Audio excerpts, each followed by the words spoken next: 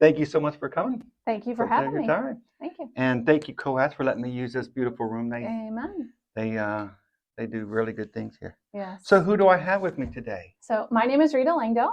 I am a licensed clinical social worker and a registered dietitian. I'm in private practice with Hope Restored Counseling, but I also have a nonprofit, Her Voice in the Darkness, that was formed in 2021. 2021. Yes. And what do they do?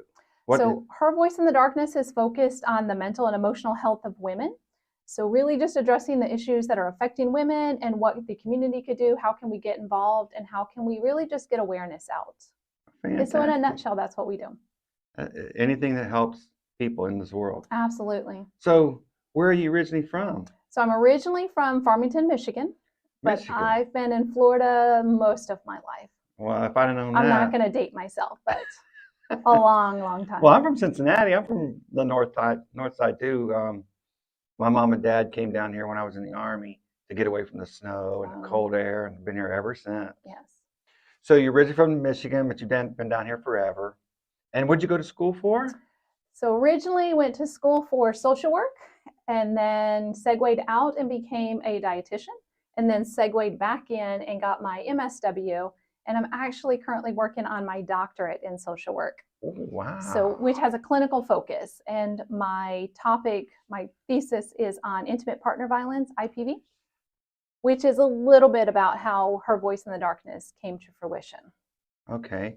And why does this touch your heart so much, if you don't mind me asking? So Her Voice in the Darkness has twofold reasons. There are some personal. I found myself in an abusive marriage, and it took me 7 years to figure out that it was psychological abuse. There was no physical abuse. I was never hit. There were hands put on out of anger, but I've never sustained any bruises, broken ribs, broken arms, nothing. And none unfortunately, of that. That does happen. It happens all the time. People don't recognize that psychological abuse is abuse, that it really does take place.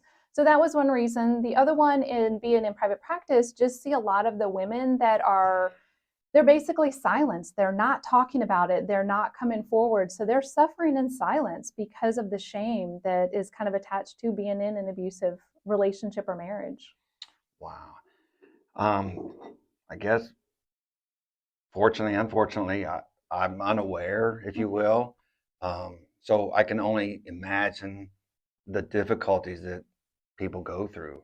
Absolutely. Can you describe what your foundation does? So we're a 501c3. We were established, like I said, in 2019. We got our nonprofit status later that year, so I believe December of 2021. So what we do is we're, again, focused on the mental and emotional health of women, and we do that, I call them 4 pillars. Awareness, we want to get the awareness out of what is the issues that are affecting women. We want to advocate for change and people, talking about it. Then education, we want to educate the public, and then resources. So what resources can we provide to the individuals? We do not see patients or clients in Her Voice in the Darkness. We refer them out. Okay. And so just in this brief little introduction and video, is there some pointers that if someone happens to be seeing this video and they asking themselves, or you bring awareness to them, is there any things that can describe that someone can, hey, man, that's happening to me? So some of the things we can look for is continuous behavior. It's that repetitive. It's not just a one-time thing. Because I have people ask me all the time, well, my wife and I get into an argument. Is that abusive? I always say it comes down to intent. What is the intent? And is there an intent to control? That's where a lot of that abusive behavior comes from. It's not, oh, my spouse and I got into a disagreement and we were, yelling at each other. It's that repetitive. It's happening on a continuous basis. I always kind of liken it to a frog in a frying pan. If you turn up the heat ever so slowly, that frog has no idea that they're being fried. Whereas if it was turned up quicker, they're going to jump out. So psychological abuse is that just slow tearing down of someone's soul or their psyche. Wow.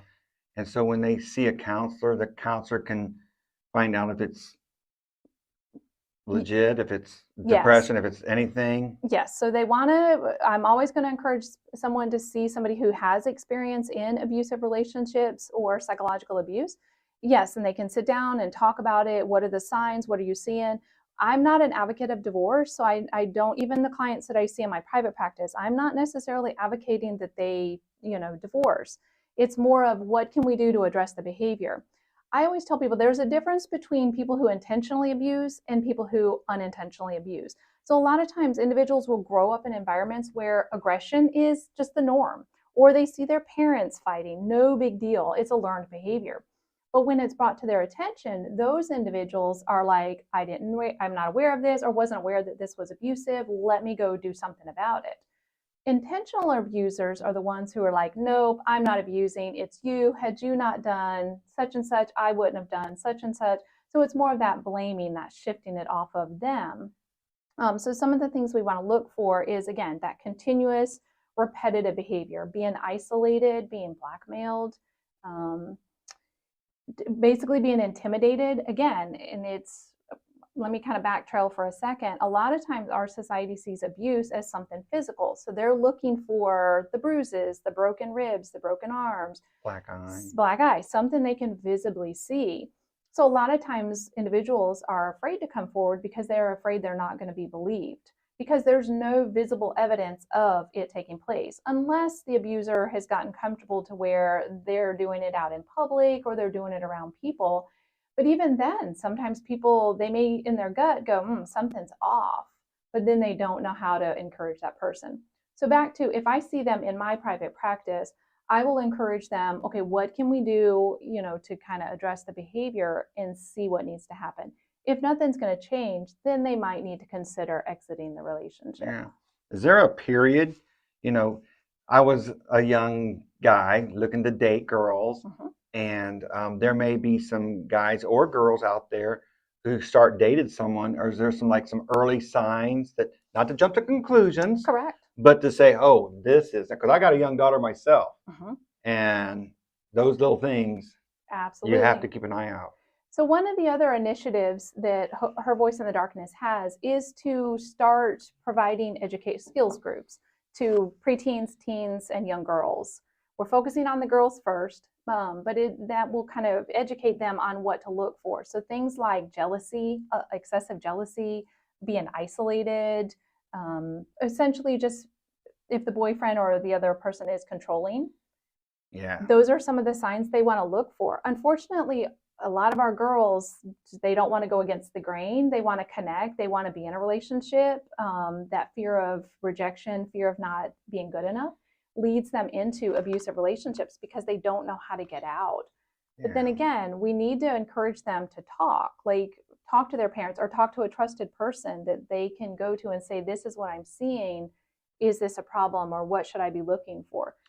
A lot of times it's a gut feeling. And so we need to be running with that. Yeah, you can see, I mean, like if someone is really super submissive, or if they're really quiet and they don't seem happy, they just seem a little on the depressed side, and they're always doing what they're told. You got to look out for those little things. Absolutely, because those are the ones that are more susceptible and at risk for getting in abusive relationships. Now, I also want to throw in, before I forget, not only females are subject to being abused. There are men that have found themselves in abusive relationships. I think the current statistics is 1 in 4 women are in an abusive relationship, and 1 in 10 men are in abusive relationships. Now, they believe that the males is underreported because our society basically says, man up, like, what's your problem? So there's that shame that's attached to it, to where they're not going and getting help. They're not talking about what they're enduring behind closed doors. Yeah. So that number is likely greater than what we believe it is. So I've seen people kind of fake slap each other on the shoulder. Oh, you shouldn't do that. And I think that's a sign of early stop. There's no reason to be hitting anybody for any reason, even if it's in a giggle or a happy or little thing. Correct. Man, if I see that, I stop that immediately. There's no. Right. Because it can lead to aggression when we're angry. Anger is just an emotion. It's what we do with it that gets us in trouble. We're prone to get angry and frustrated, but it's that behavior that kind of comes out of it. So you're right. If they're play slapping or whatever, is that teaching the person that this is okay? And so they just kind of escalate. Because a lot of times psychological abuse will lead into physical abuse. It starts somewhere. Oh yeah.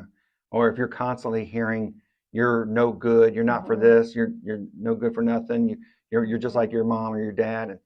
And if you are a person who hears that in your own mind, it's time to go see somebody. Yes, because we end up believing it. The more we hear it, we start telling ourselves that, and then we really start believing that we're just not worthy enough. And so it is harder to get out of those relationships once they kind of have us hooked. There's another term called love bombing. A lot of times when they're like, now people can be kind and we want, boys to be courteous and gentlemanlike, but it's that excessive love bombing. I love you, buying you expensive gifts, things like that we want to watch out for as well, because it can be a sign. No kidding. That's the first I've ever heard of that. Mm-hmm. The term Wow. love bombing, or Either. yeah. What love bombing is just It's that excessive, just accolades. The I love you, I love you, I love you. that's borders on obsessive, I It, guess. yes, excessive. Now we all want to hear accolades of I love you and I love being with you, but it's when it becomes excessive. A lot of intentional abusers will sprinkle good with the bad. So, if there was an episode of abuse, they're going to turn around and sprinkle it with good. So they're going to love bomb. They're going to I love you, I love you. I didn't mean to do that. I love you. I would never hurt you. Things like Yeah. that.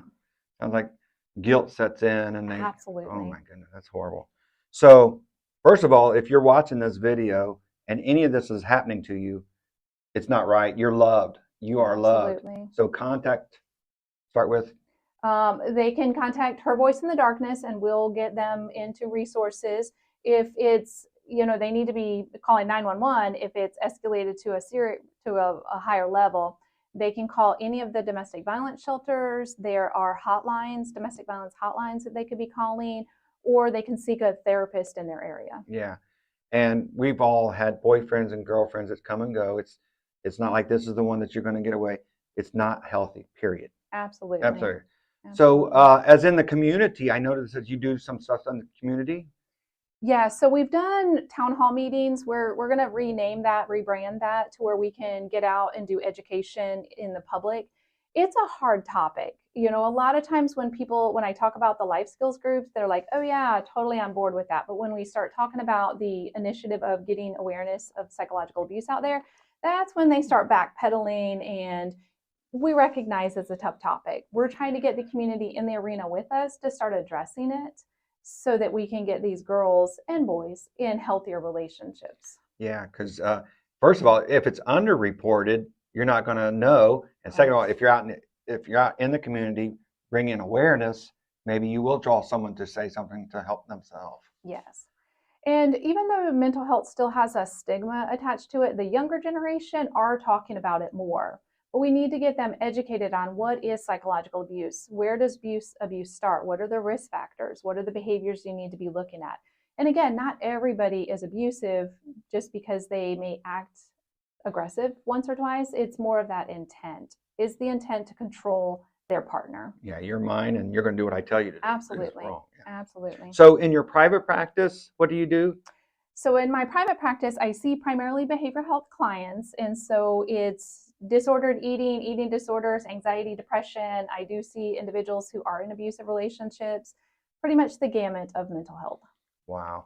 And if someone is interested in it, they can contact you through the voice, or how would they contact you? They can contact me either way. Her Voice in the Darkness is separate. It's the nonprofit. And then Hope Restored Counseling is my private practice. But yes, they can contact me either way. And what's the website that you recommend? So Her Voice in the Darkness is hervoiceinthedarkness.com, and Hope Restored Counseling is hoperestoredfl.com.